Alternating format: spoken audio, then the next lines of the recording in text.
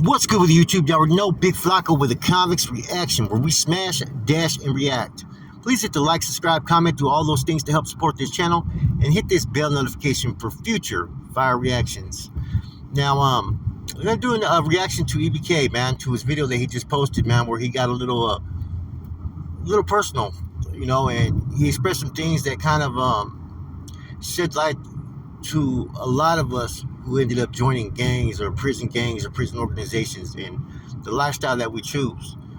I noticed that he went at a young age, San Quentin, and joined the Riders when he was 18 years old. And he mentions that, he was looking for, the family. He was looking for support. He gravitated towards, the carnalismo that I guess he experienced, associating himself with the Rider movement. And his story is also common, like many of ours, right? It doesn't matter if you were active, you went SMI, inactive, you joined the Riders, you became a Norteño Soldado, you became a Carnal. All of us were seeking something to satisfy our ego, to feel wanted, to feel a part of something, man. And we all had issues. I went to prison at a young age as well, and for a minute, that's the only life that I knew, was what I learned behind the walls. I learned to become a man behind the walls, because there were certain things as a man that no one was there to show me, and here I am pretty much dumbfounded on the basic things of what it meant to be a man that I had to learn from, those that I was celled up with, older homeboys. And, a lot of things that I learned in prison is what made me the man I am today, the good and the bad. It's not always been a positive path that I've always taken in life, right? But there has been a lot of things that have been beneficial, and things to where I was able to contribute as an asset, to those that were around me. I truly believe that when you join a gang or a movement at a young age, you're still developing and maturing into the individual you are as a man. And sometimes we go in this pretty much blind, and we're aimless, and we think we see things as this is what it's supposed to be. And it isn't until you start to experience life as far as what you are or what you're a part of that you start to see the realities of what it truly is. Now, this video did leave me with a few questions that I would like him to do some follow-up videos on. One, why did he go PC, and when did he go PC? Because I've heard all kinds of people speak on it, man, and I try not to speak on it because that's his truth, that's his story. I wasn't there. I don't know the details, and I think everybody has a different story of why they make the choices and the decisions that they make. Now, he mentioned in the video that he, homeboys wanted him to come back, and I'm trying to figure out why did he decide not to come back. What was the final straw that he said, I don't even want to be on the active side. I guess he had a short-lived career on the active side. He wasn't there that long. I don't know the details, how long, but what was the final decision where he said, I'm cool? Was he already being embraced pretty much by the Riders while he was in the county jail? I know he got embraced fully when he got to San Quentin, right? But why at such a young age to decide, the active side is not for me? The questions I kind of would like him to answer is like, how did he truly feel inside, going SMI, going PC? What was his, mental state? Because I don't think it's easy for any individual to make that choice at such a young age, what I'm saying? Because I'm pretty sure he knew what, the rumors were going to be, what people were going to be saying, and, was that part of the reasons why maybe he went, and joined the Riders? As far as his case, man, me personally, I don't need to hear any more as far as explanation. But that's the unfortunate thing, is that regardless of how many times he speaks on it or talks his truth, or, people are going to still try to pinpoint certain things and try to be critical or criticize, what I'm saying? And, you just got to understand that you can't please everybody, what I'm saying? Because I know that that's one of the main things that people try to sit there and imply when they discuss it. It is what it is. What happened, and you can't change it. And he's moved forward. It wasn't like he deliberately did it, and, sometimes it's time to move forward off one subject. But no matter what, Speaking of someone who always has to constantly explain my past choices or decisions or transgressions, right? People are going to still question it, man. And you just can't let it eat you up because no matter what, people already made up their mind what they feel about it, you know? Just as well as you made up your mind what you feel about the choices that you made. I'm kind of happy to see that he's telling his stories as opposed to just reacting to everybody else's. That's pretty good, man, because I think that's what people want to see. Because you only know so much about a person till you start to hear them tell their story, their truth, and whatnot. You know, I've told mine several times, man, several times, and each time, I feel that there's more I can add. If there's something maybe I left out or something that strikes me as, what, I need to touch on it this time. Other questions that I would have for him is, you know, how does he feel that he never ever, touched the main line? Never went to general population. What does he feel about that? You know.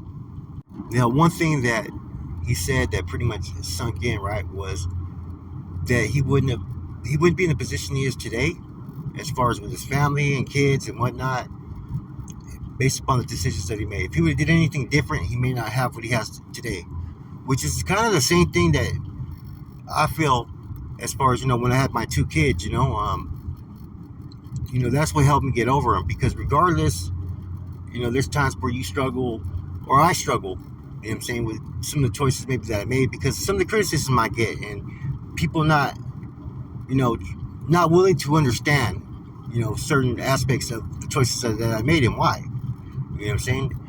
There's times where I get kind of irritated because that's the only thing that's ever mentioned, but the why, the cause, and the reasons behind it, I never ever hear anybody that really goes into details.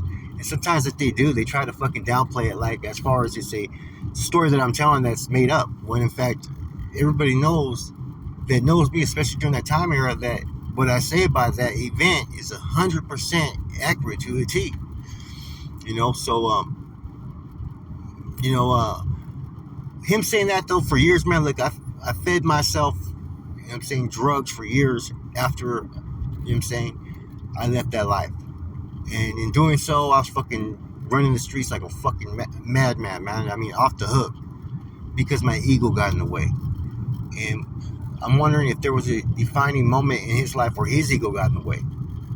Now, it wasn't to where I realized that, look, if I made different choices, I wouldn't have the son that I have today. I wouldn't have the daughter that I have today. Even though things have been kind of rough, lately in my life, there's been some, moments that, I'm always going to cherish, because that's what life is, And I think that none of us would take back the kids that we have if we were to change our choices and decisions and have a whole different life, man. And I've always said that was one of the things that helped me get through a lot of things within myself, man. And maybe Cornell has his own journey that in his life that he's taking, man. And you know, there's certain things that help us get through the tough times in life. Especially, being on YouTube, we're subject to being attacked. Himself, I mean, all these YouTubers, let's just keep it real. Every one of these YouTubers from up north, man, there's nobody that has fucking any solid ground to stand on, period.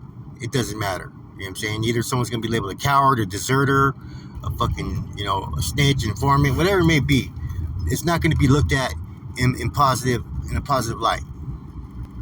The thing I notice about every single YouTuber is they try to present whatever choices and decisions they made for whatever reasons they made it, and trying to explain themselves. And so there's, two different aspects to this I'm going to explain. One, if you're talking about the gang criminal, functioning homeboy lifestyle, there's no excuses for anything, period. It's not going to be seen in any other light but what it is. But if you're speaking on a humanity point of view, and just as a human being and as a man, a lot of times we can sit there and look at people's situations and understand them. But too often people want to lead, by what the expectations are of, the North Daniel movement, the Northern movement. Therefore, everybody's all critical of whatever choice one makes. If we're looking at it from that lifestyle, of course, everything that everybody's done, man, they're going to be looked at as trash, garbage, basura, straight up. But if we look at it from a human standpoint. You know what I'm saying?